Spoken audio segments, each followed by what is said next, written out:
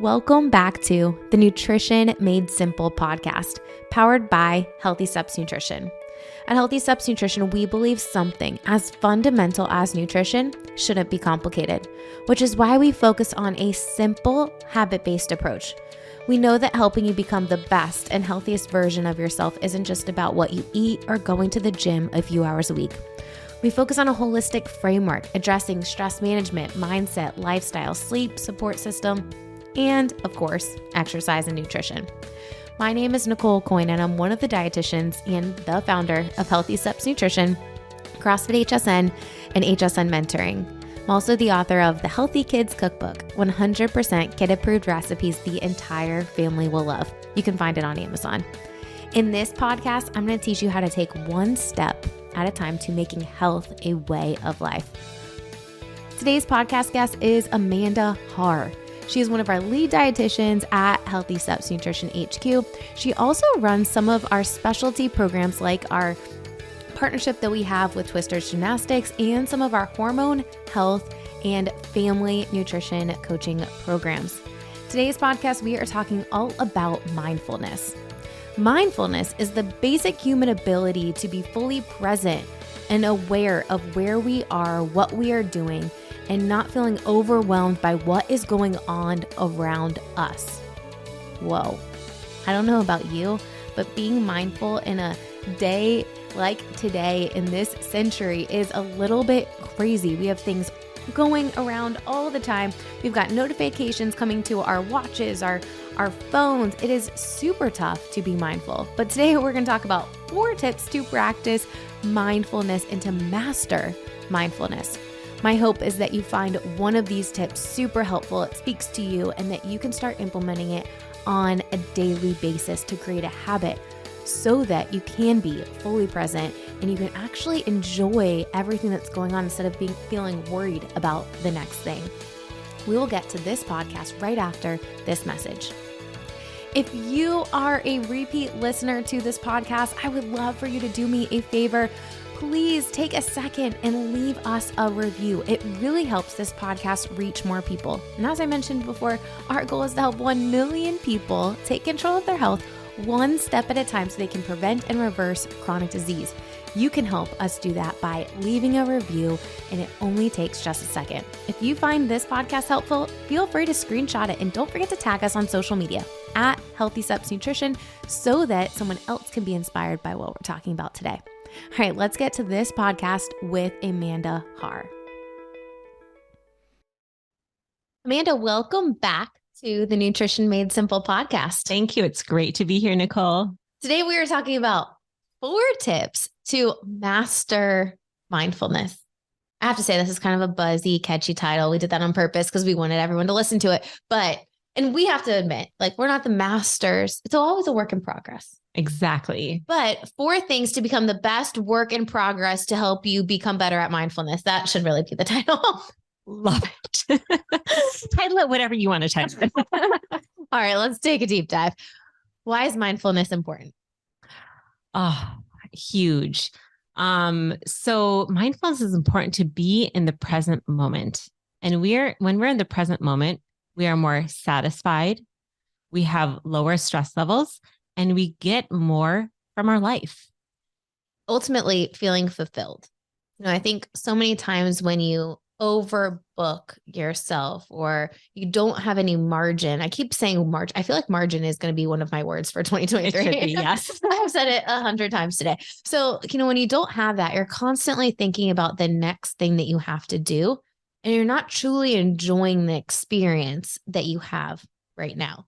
So let's pretend we are doing this podcast, but then we've got another meeting. I might not be fully present in being able to give the best information forward to this podcast because I'm thinking about all the other meetings that I have versus if you slow down and you're truly present in the moment, you're going to be able to put your best work forward and show up as your best self, Right. It ultimately makes us more productive, right? And we're thinking in, let's say, like a family sense. Mindfulness might look like when you are with your kids around the table, actually listening to them instead of all those other things whirling in your mind that you need to get done in the day. I know for me personally, this is something that I struggle with on a daily basis, just especially because my kids tend to be the age where like sometimes their stories don't really have, a start and an ending.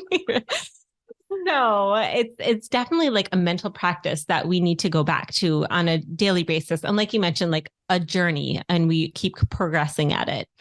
No, I think in a digital age where there's so much on our phone and it can be such a distraction, it really does inhibit people from being truly present in the moment and being mindful. And when you combine your phone with like a Apple Watch that's like constantly giving you notifications, it's a constant distraction, which is going to cause you the separation between truly being present in what you have right now and, where your mind is going. Right. And you think about it, your phone and technology is constantly kind of like your taskmaster, right? Even if it's not reminders of to-dos popping up on your phone all the time, those texts that come in, those emails that come in and make an alert, it's just like chronically putting you back into that task mode, which is basically interruptions in your life. Over busyness, like booking our schedules like crazy or saying yes to everything or over committing ourselves ultimately causes more stress, increased cortisol levels, which makes it harder for our bodies to achieve changes that we're looking to accomplish. So if your goal is weight loss or even muscle gain and you have high cortisol levels, it'll be really tough for you to achieve those goals because your body doesn't have time to rest, recover, your hormones don't have time to reset because you're constantly like doing all the things and your mind just doesn't have time to slow down. So today, 4 tips to help you master mindfulness. I think the first tip is just so important to think about, getting a baseline for everything in life. You took the certified intrinsic coaching course a while ago. I took it last year. Some of our staff is in it right now. And it's this whole idea of what are you wanting? Like really figuring it out for yourself. So that you can make decisions that are in line with what you're wanting, not just right now. Because so many times what we do is we say yes to now, which is ultimately not the yes. It's saying no to what we want later. Right. When you have that connection to your values and your vision, it just makes those decisions a whole lot easier. And then you kind of recognize that a lot of times you're saying yes to the distractions and having to say no to the things that actually align with your vision. So once you have that front and center, I mean, we totally recommend write it down. With a lot of my clients, we've actually worked through that's vision board worksheet this year. So they can really kind of come back to that throughout the year. And I know for myself, it was super helpful at the end of the year to come back to what I had done at the beginning of the year and really seeing, is what I accomplished in line with what I am wanting? And how does that translate to what I'm wanting for myself forward from here? It's so helpful to really have a clear picture of what you want so you could take steps to get there. And so many of us are so busy that we don't even create time to figure out what we are wanting. We overbook our schedules and we're not even truly fulfilled because we aren't mindful with what we're wanting. Right. It's so easy to kind of follow along with the crowd sometimes with that, Yeah. right? Like if everyone else's kids are doing those extracurricular activities, like is that in line with what we're wanting? Or are we wanting to kind of follow the crowd? Or if our friends are, going out every 3 days a week and drinking and eating, like is that in line with what our vision is for our best self as well? So it kind of helps to put that filter there. And even maybe, taking a step back from people and taking a step closer to people who are more in line with what you're wanting for yourself. So you have good accountability around that. Huge. So what you are wanting, so important. We actually do have a template that we gave out for the free 5-day challenge that we hosted in January. If you click the link in the show notes, you can get access to that. Super helpful for you to gain some clarity around what you're wanting in different areas of your life. So many times people don't achieve their goals because they haven't put some metrics and they haven't really spent some time figuring out what they want in those areas. And until you figure that out, you're not really going to be able to achieve what you're wanting because you don't even know. Right. So that would be super helpful for you. Number 2, this word pops up. Margin. Margin. Okay. What do I mean by margin?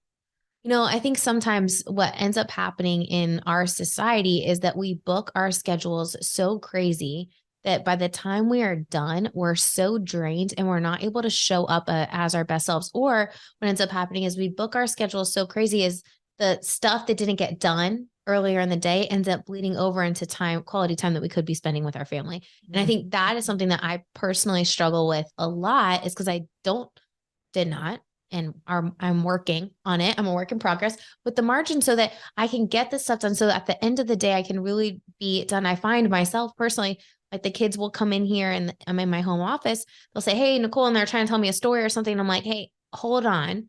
I can't listen to you and finish what I'm doing. Like, I want to fully be engaged and focus on what you're saying. Let me finish this one thing. And then we'll get right back to what you're doing." But what ends up happening if you don't do that, your kids are telling you the story or trying to do something and you're completely somewhere else, and it's not a good experience for them and it's not a good experience for you. Right. That's a huge one. Yep. And I think this is something that bleeds into family life, work life, friendship life. That margin is as hard to do, right? Like I have to say, I struggle with that too, right? I always think like, okay, this is enough time to get everything done, but how often is that enough time to get everything done? So. I underestimate how long it's going to take all the time. Like, this is going to take 15 minutes, and 45 minutes later, I am still working on it. And now I've bled over into the thing that I was supposed to work on next. I think this is so important, especially with like a spouse relationship, especially if you are working with your spouse. So Jason and I, my husband and I, we work together, and it is so easy for work stuff to bleed into home life. And this is a work in progress for us, but we need margin to be able to take care of ourselves and our relationship. Because at the end of the day, if we don't have that, then like we're not going to have the business either, So it's really important for you to spend that time. And Jay knows, like, if I'm on the computer, if I'm doing something and he wants something, like, "Hey, I have to talk to you.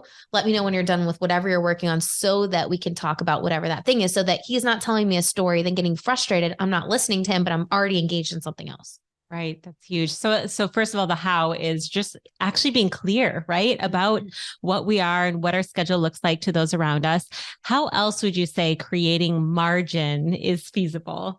Yeah, I think the schedule piece is a big thing, and also spending time. We're huge proponents of finding a therapist or someone to talk to, right, on a regular basis for yourself, for self-care.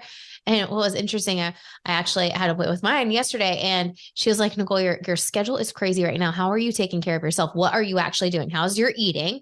How's your sleeping? How's your exercise? Like, what's going on?" And I think it's so important sometimes, even as coaches, like, we can let our self-care get pushed to the back burner because we're so busy. So I think we always say, you can't pour from an empty cup, right? So you need to make sure that you're prioritizing your self-care and scheduling that in so that you have the margin still, but then you're also showing up as your best self. What would you say about creating margin for yourself? Yeah. And I think, probably that game of, first of all, kind of reviewing how things have actually been going for you, right? Because it's a learning curve of like, okay, no, this is like, for me, I do weekly client check-ins every Thursday morning. And essentially I would like it to take about like 30 to 45 minutes, but I know now it takes over an hour for me to get that done. So I need to make sure that I am scheduling time between my first client and kid drop off, or have my husband take them to school so that I can do that. So I'm not doing that at the end of the day when my kids are around, my husband's around. So really kind of that just like learning process and adjusting from there, I think is a great kind of approach to review and then take those action steps forward. And I think, when you review things, it's also helpful to see, all right, what's working well. There's a book called The Gap and the Gain, and it talks about finding fulfillment and happiness. And so many times we look at how far we have to go or what's not working, and we can't focus on the things that are working right now and double down on those things. And it's a super interesting concept, because if you can find fulfillment and happiness, and that's not find it, because it is within you. You just need to, well, I guess you do need to find it, right? But if you can figure out what is working, double down on those things, and then adjust the things that are not working, you essentially are going to be more mindful and more fulfilled. Definitely. Right. And then kind of speaking of that, number 3 is how to be mindful when you're eating. I love that. Let's talk more about that. Mindful eating, such a buzz. word. Yes. Mindfulness, mindful eating. Like the things that I see around mindful eating on social media is like, I'm having a Twix and I'm mindfully eating it. Like, it's not an excuse to not eat quality food, but it's also listening to your body and slowing down and truly enjoying the food that you have, the flavors that you have.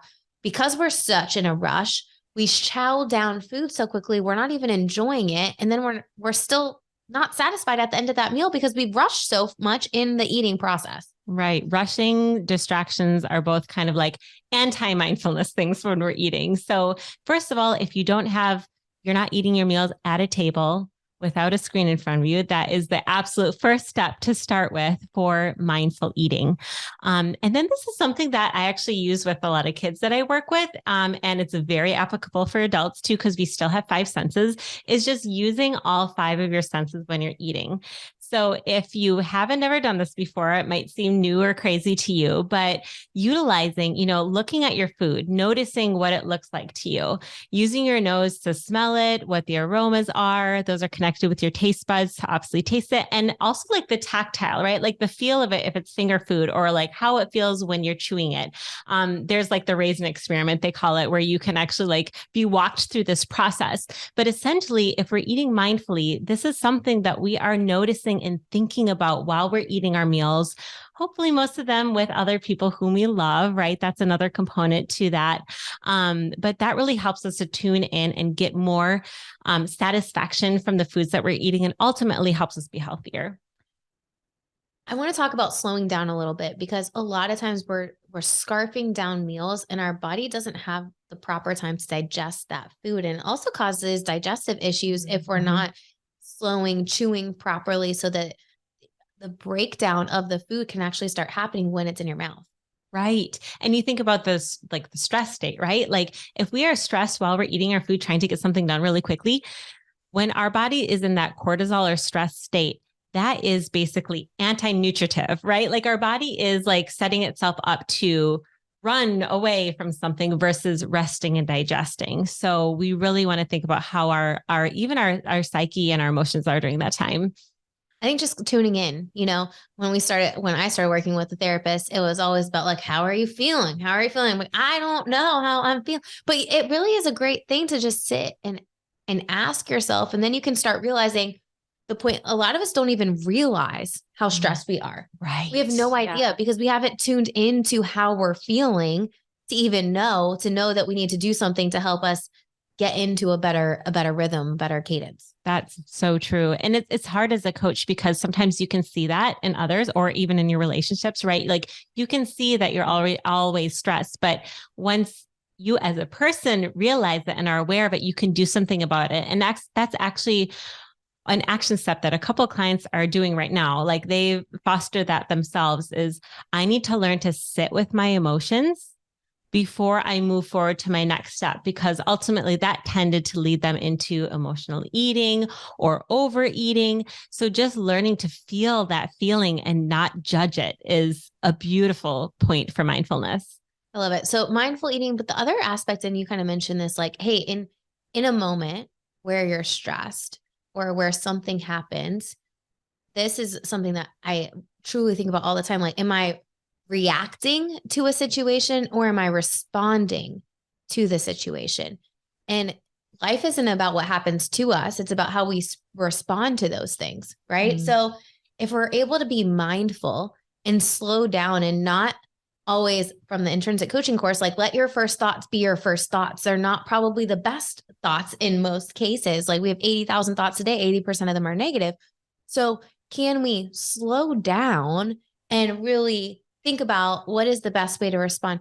And, I remember our pastor at our church talking about just relationships in general. It was a couple of years ago. And he was like, always give people the benefit of the doubt. I love that. And if you think about that, it's super interesting, right? Because a lot of times, especially if something's happened before, especially with one person, you might go down a rabbit hole, like that, you go down this path of our brain is hardwired to think of things that have already happened, right? Mm-hmm. So instead of doing that, can you take a pause, give someone the benefit of the doubt and respond instead of react? And what's going to happen there is you're going to start building trust with that person. It's going to be a better relationship with them. And ultimately, if you're in a work environment, it's going to be more productive for everybody. That's huge. It's like innocent until proven guilty, right? Right.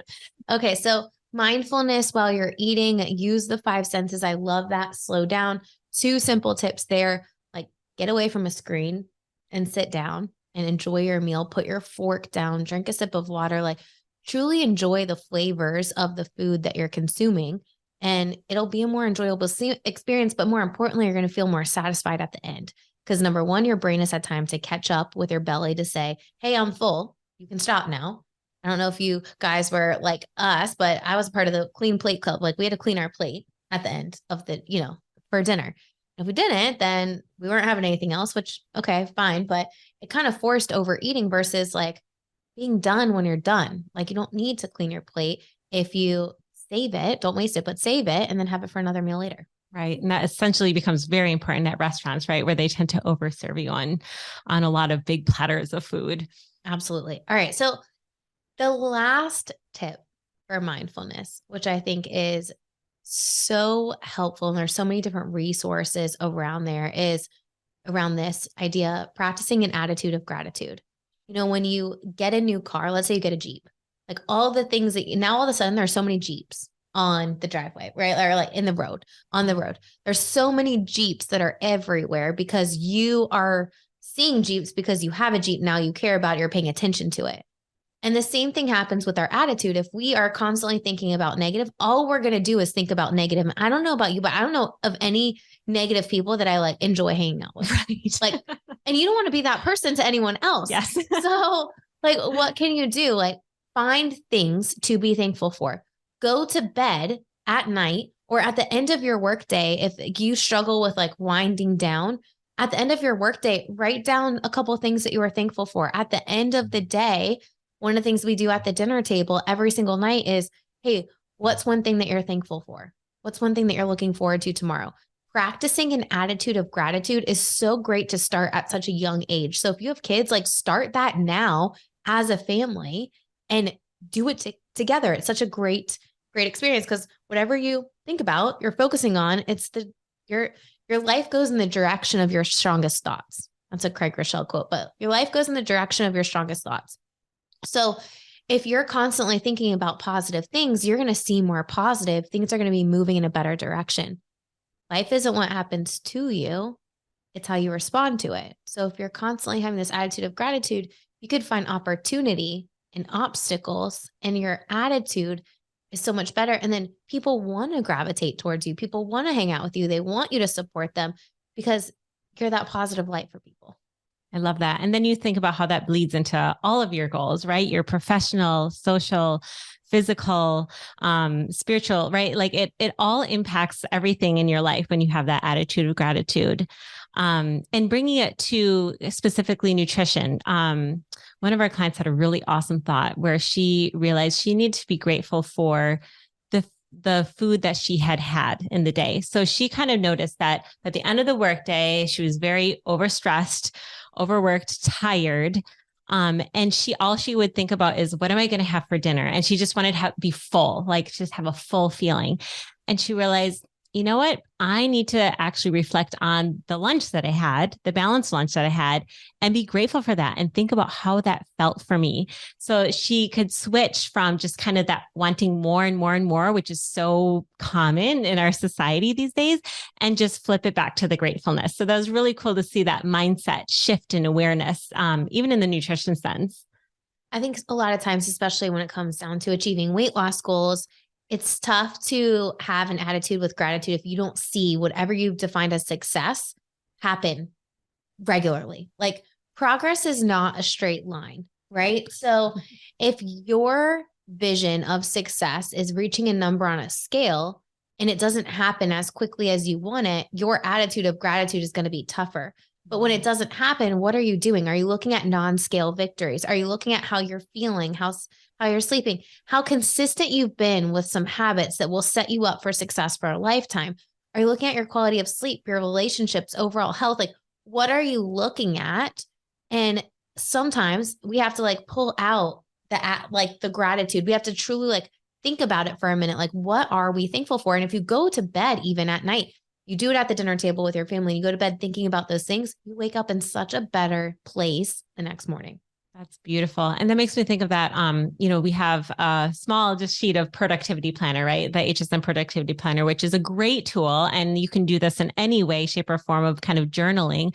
Just, what are you grateful for each day? And maybe reflecting, how was my nutrition, exercise, stress management today? And taking that and moving it into, connecting it with your big three, and then really using that to kind of continue that forward progress.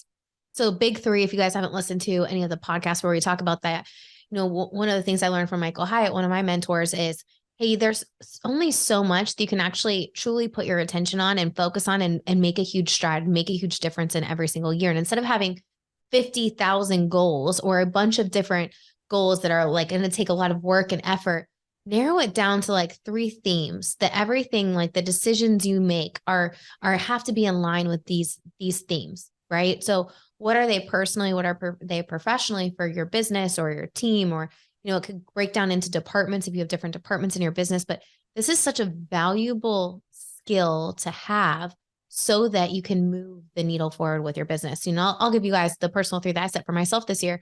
The first one was use the platform that we have to impact more people and help people transform their health and their life, prevent chronic disease through a simple habit-based approach. And what does that mean? Like, doing the free challenge that we did in January, where we had thousands of people listening to different educational trainings every single day.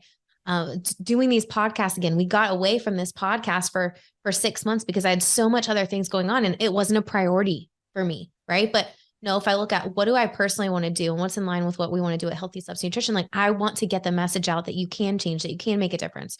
So that's the first one. The second one is the quality time and spending more quality time with my family and having boundaries, creating margin so that I can truly be present and focus with Jason, my husband, and our kids, and finding something that they love. Playing golf. They love it. We have a simulator in our garage, and they are playing golf at the time. And I don't play golf, but one of the goals is to maybe start playing a little bit of golf this year so I can be involved in that and like be a part of the family activity that they love so much. So family quality time. And the third one is really trying to be a light with my faith and helping like transfer that down to the things that we do. So I personally try to bring it into at least one conversation every single day in some way, shape, or form, which I feel like you've really helped a lot with that because I've seen you naturally do it in like podcast episodes and just wait. And I was like, man, you inspired me that I was like, I'm going to make an intentional effort to do that every single day. Today's right now.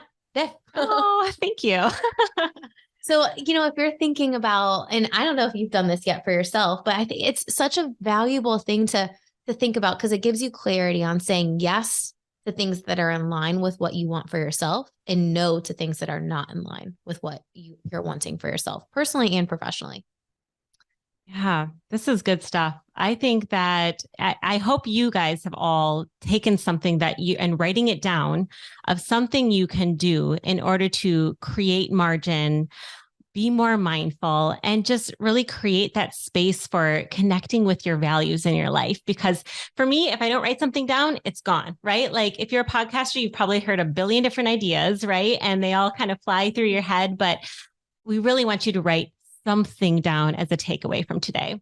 Absolutely. And then when you think about, okay, how do I not forget it? Go back and revisit that, go back and look at it. When we do our staff meetings and even me personally reviewing my goals every single month, like it is at the top of my goal sheet. It's a reminder every single month when I look at it, what's the filter that I'm using this year? What do I want to accomplish? And it's a constant reminder. People don't achieve their goals because they forget about them. They don't write them down. So when you write down your goals, when you're writing down what you're wanting for yourself, go back and revisit that every single day. It'll make it so clear for you to say yes to the right things and no to the things that are not in line with what you're wanting for yourself. Masters of mindfulness, right? Work in progress. That's right. I hope you enjoyed that podcast episode with Amanda, all on 4 tips to master mindfulness. Now, I want to spend a second talking about the last one, practicing an attitude of gratitude. Our lives are going in the direction of our strongest thoughts. And the truth is we have on average 80,000 thoughts a day, and 80% of them are negative. It's easier for us to focus on the negative. We have to be so intentional with practicing this attitude of gratitude. One of the things that we started doing as a family is going around the dinner table every single night and saying something that we're grateful for, something that we're looking forward to. If you have kids and teens and it's tough sometimes to connect, I challenge you to do this with them during the dinner table. It opens up an awesome conversation just for you to get an insight on the cool things that are going on in your kids' lives. And sometimes it can be a little bit tough to really dig deep. So it is probably one of my favorite things that we do every single night as a family. If you find it tough to sit down and have a family dinner together, maybe you just try to do it 1 or 2 nights a week and build it from there. You could also go on a walk after meals and have the same activity where you're going around and practicing an attitude of gratitude and focusing on positivity. One of the things that I've done in the past and I continue to do is write down the things that I'm super, super thankful for and revisiting that list. Sometimes it's so easy to forget all the awesome things that have happened, especially as you're setting new goals going into a new month. I would challenge you to do this because it really is going to help you be able to be mindful, be fully present so that ultimately you feel fulfilled in your life. I hope you enjoyed this podcast episode. Don't forget to subscribe, leave us a review so that this podcast can reach more people, and we'll see you back here next week.